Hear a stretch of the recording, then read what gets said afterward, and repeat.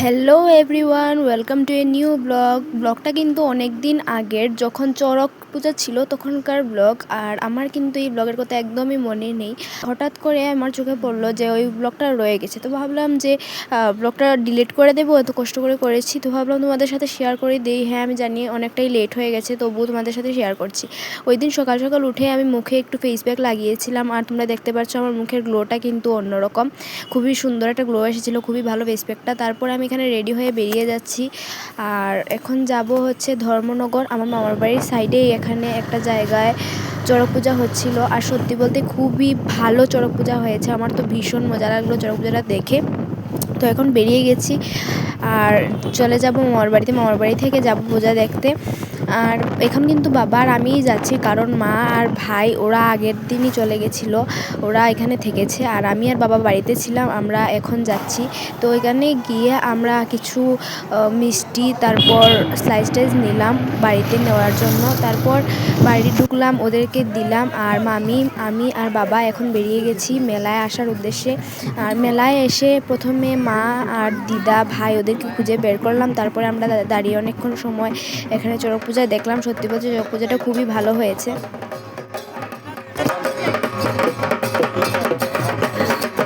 চড়ক তো চলছিলই, তার মধ্যে আকাশের অবস্থাটা দেখো, খুব জোরে বাতাস হচ্ছিল, আর কিছুক্ষণের মধ্যেই বৃষ্টি চলে আসবে। এদিকে শুরু হয়ে গেছে শিবগৌরীর বিয়ে, তো চলো তোমরা বিয়েটা দেখে নাও।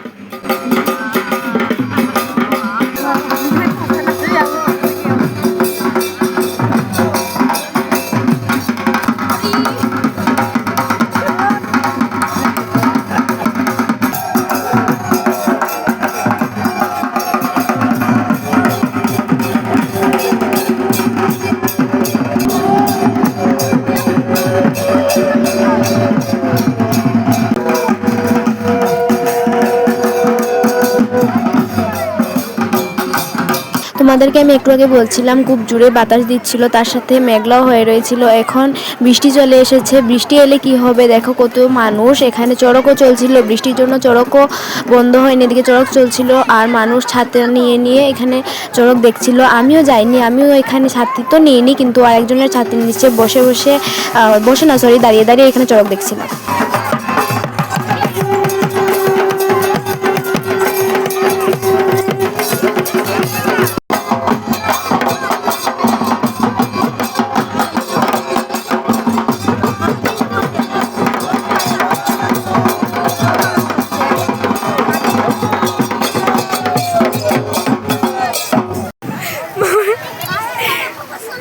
বৃষ্টি আইছে, সবাই তো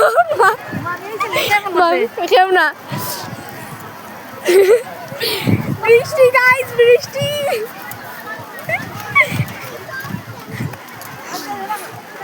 মিডলে এখানে খুব বেশি বৃষ্টি শুরু হয়ে গেছিলো, তো আমরা একবার বাড়ি গিয়েছি, গিয়ে 10-15 মিনিটের মতো বসে তারপর ছাতি নিয়ে আবার এসেছি, কারণ কালীর নাচ শুরু হয়ে যাবে সেটা দেখার জন্য। আর আমরা আস্তে আস্তে দেখি কালীর নাচ শুরুও হয়ে গেছে।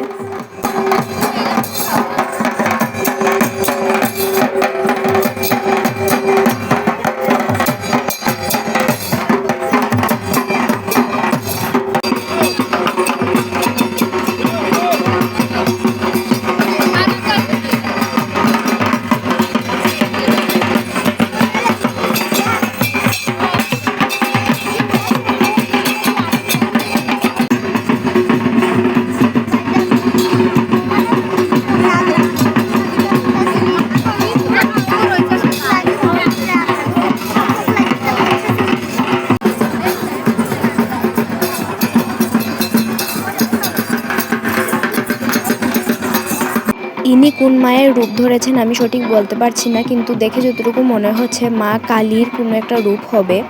আর সত্যি বলতে এই যে ওনার হাইটটা কিন্তু খুব বেশি ছোট ছিল, কিন্তু তারপরেও এত সুন্দর নেচেছেন, আমি দেখে পুরো ফিদা হয়ে গেছি, খুব সুন্দর নেচেছে।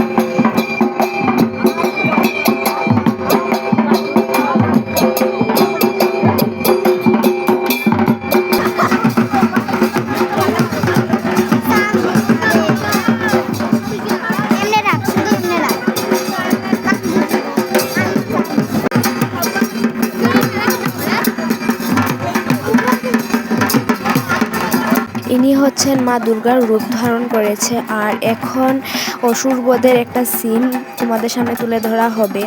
ওরা কিন্তু খুবই সুন্দর নেচেছিল, আমার সবগুলো সিনই কিন্তু খুব বেশি ভালো লেগেছে।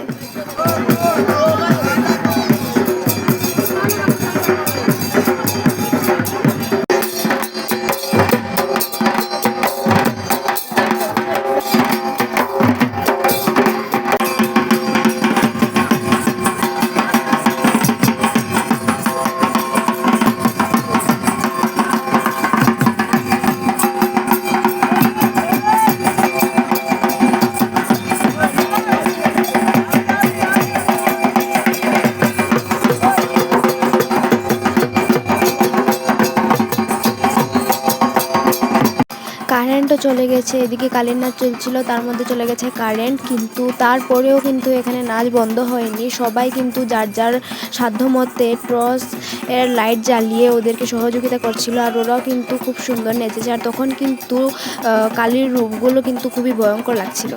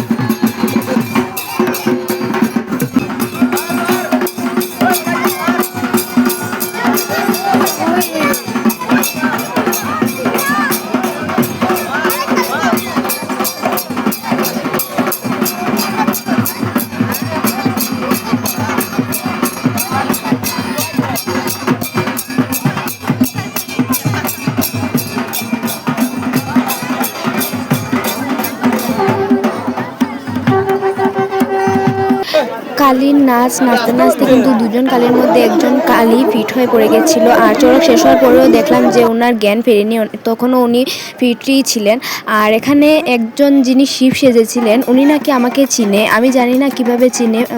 তারপর ওনাকে জিজ্ঞেস করার পর উনি আমাকে বললেন যে ওনার বাড়িও নাকি বিলতোই, মানে আমার বাড়িও তো বিলতোই, ওনার বাড়িও নাকি বিলতোই। তো আমি জানি না, আমি ওনাকে দেখে চিনতে পারিনি যে উনি কে হতে পারেন। তো যাই হোক, উনি তো আমাকে চিনতে পেরেছে। তারপর এখানে গাছ ঘোরানো হলো, সেটা দেখে ভাই এখানে গোলা নিয়েছিল, ও সেটা খেলো, আর আমি কিছু খাইনি, আমার বেশি কিছু খেতে ইচ্ছে করছিল না, তো ওর থেকে নিয়ে আমি একটু খেলাম। তো চলো টাটা, আজকে ভিডিওটা এখানে শেষ করছি, দেখা হবে নেক্সট ভিডিওতে।